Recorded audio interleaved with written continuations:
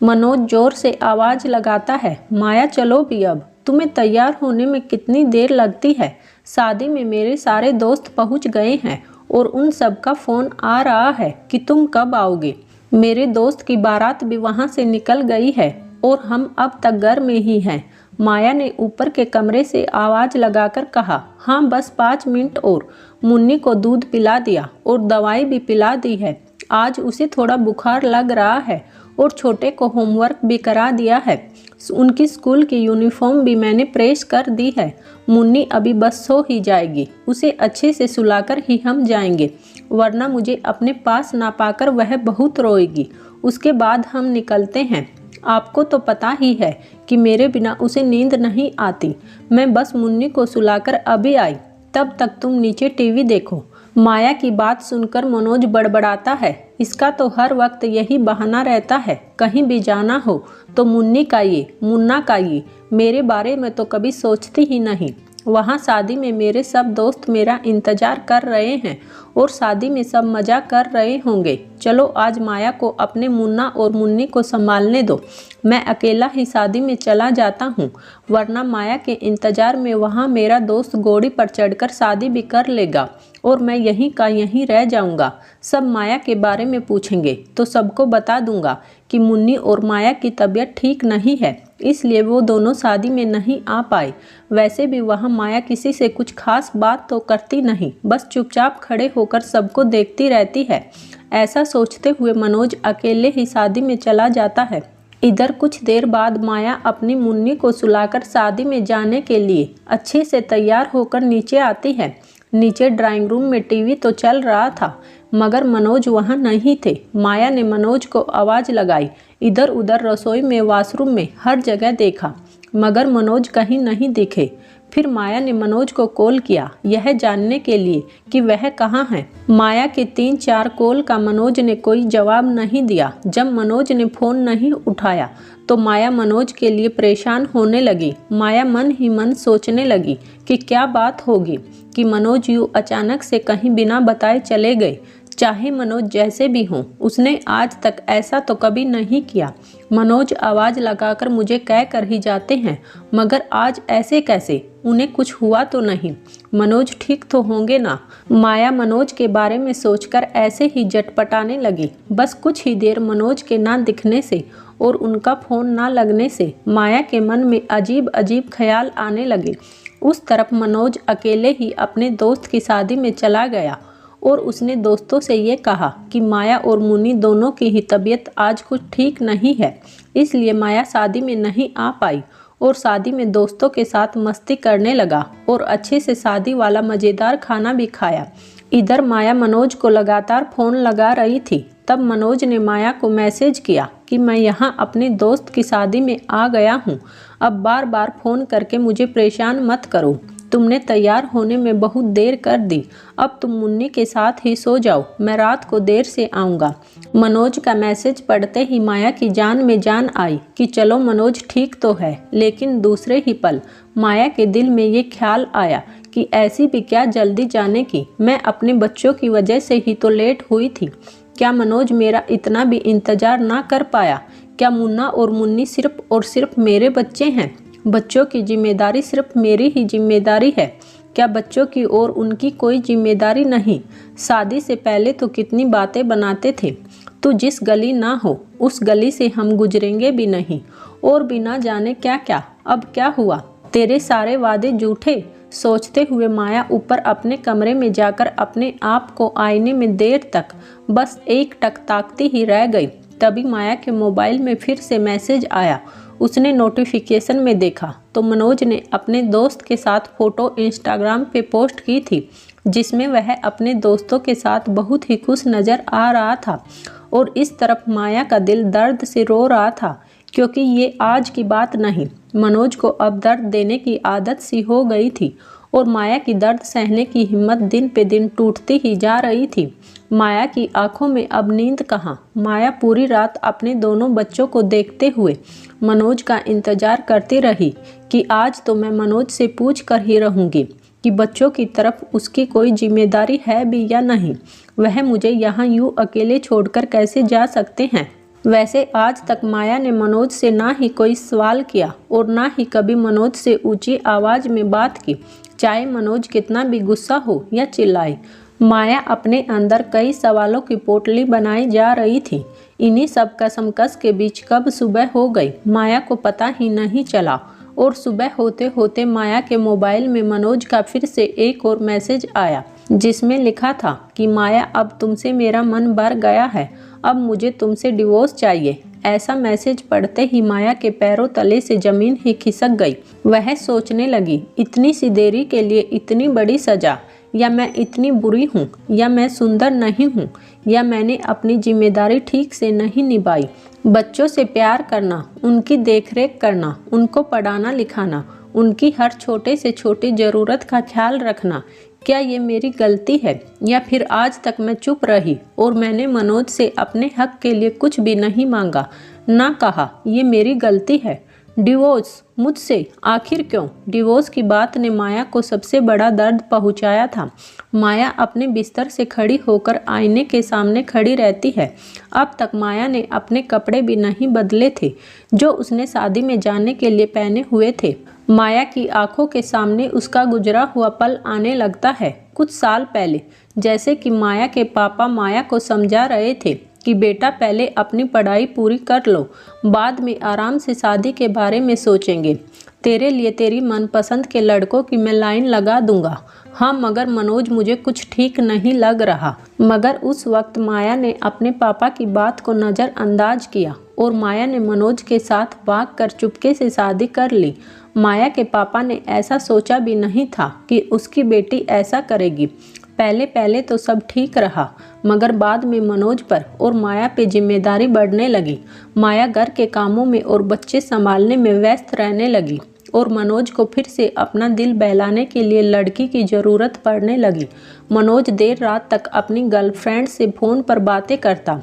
माया दरवाजे के पीछे छुप के सब सुन लिया करती, मगर मनोज से कभी इस बारे में सवाल न कर पाई।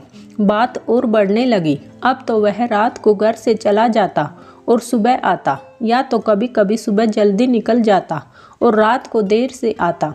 मनोज का माया पे जैसे ध्यान ही नहीं था कि माया घर में क्या कर रही है और कैसे होगी।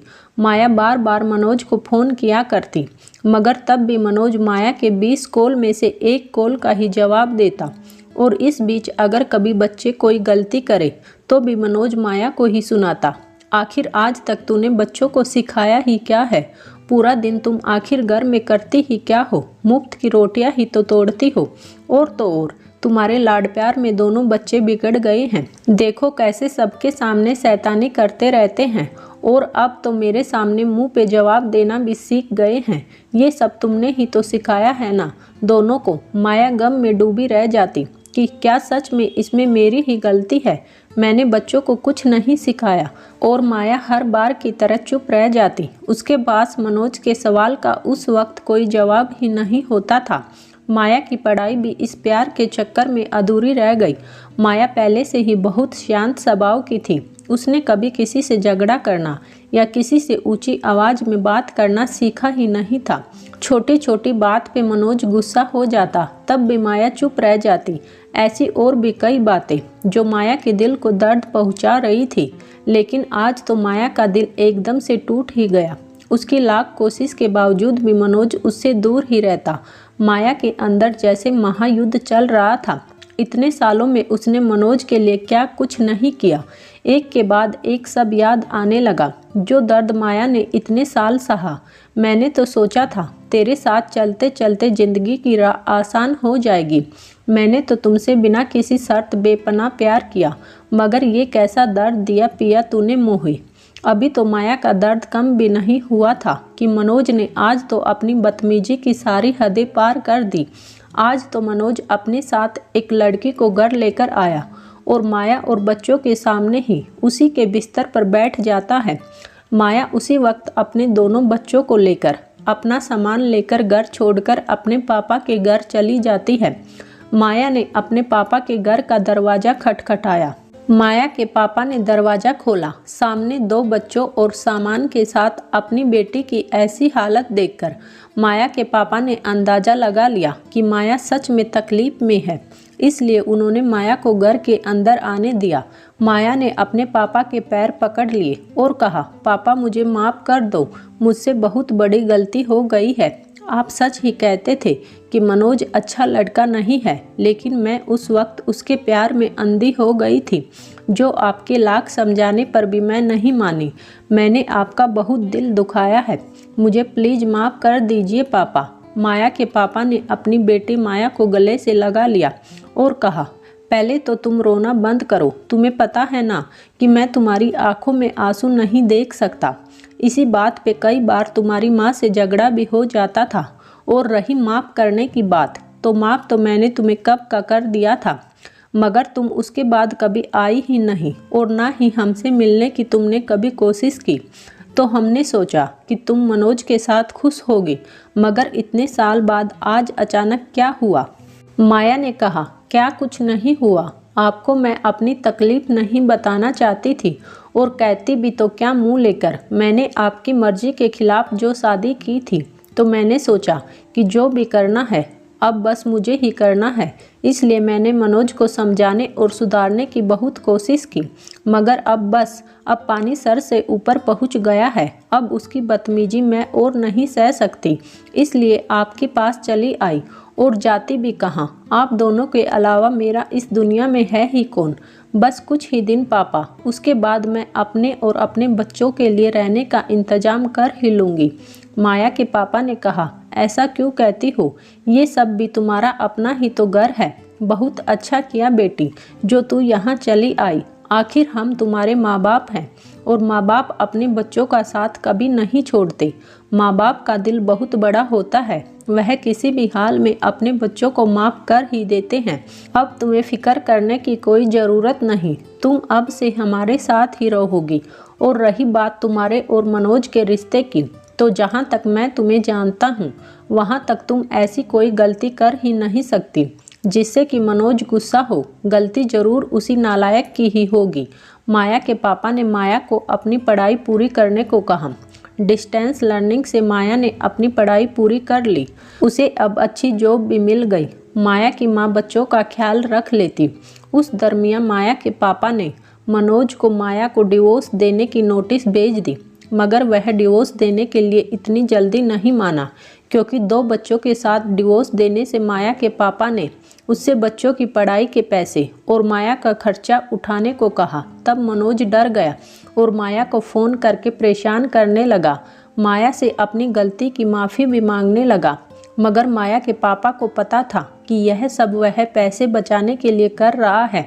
इसलिए इस बार माया के पापा ने माया को समझा दिया कि मनोज सुधरने वालों में से नहीं है। उसे सुधरना होता तो वह कब का सुधर गया होता। अब तुम ही सोच लो कि अब तुम्हें क्या करना है। फिर से उसी के साथ रहना है या अपनी ज़िंदगी अपने हिसाब से जीना है। आज भी जैसा तुम चाहोगी वैसा ही होगा। इस बार अब माया को अपने पापा की बात सच लगी, इसलिए वह अपने फैसले पे लगी रही। देर से ही सही, लेकिन आखिर मनोज को डिवोर्स पेपर पे दस्तखत करने ही पड़े, वह भी माया की सारी शर्त मानते हुए। वैसे भी माया पहले से ही बहुत सुंदर, सुशील और संस्कारी लड़की थी, इसलिए आज भी उसके लिए अच्छे रिश्ते आते रहे। लेकिन अब माया का भरोसा प्यार से उठ चुका था, इसलिए उसने अपनी बाकी की ज़िंदगी अपने बच्चों की परवरिश करने में और अपने माँ बाप की सेवा में गुजारना पसंद किया। अब मनोज माया की ज़िंदगी से पूरी तरह चला गया था, मगर फिर भी अकेले में माया को अक्सर अपना बीता हुआ पल ना चाहते हुए भी आंखों के सामने आ ही जाता, और कुछ आंसू आंखों में पानी की तरह बह जाते। वो कहते हैं ना कि हर एक की ज़िंदगी में कुछ बातें ऐसी होती हैं जिसे वो बुलाना चाहे तो भी बुला नहीं पाते। दोस्तों, ये सिर्फ एक माया की कहानी नहीं है। आज भी दुनिया में कई ऐसी औरतें हैं जो शायद ऐसे दर्द से हर रोज़ गुजरती हैं। यह दर्द सहती हैं, चुप रहती हैं, अपने घर वालों की हाँ में हाँ मिलाती रहती हैं, चाहने पर भी कुछ नहीं कह पाती।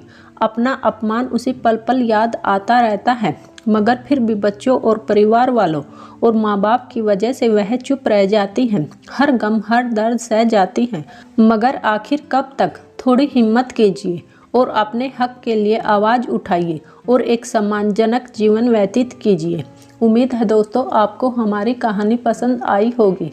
कहानी को पूरी सुनने के लिए आपका बहुत बहुत धन्यवाद।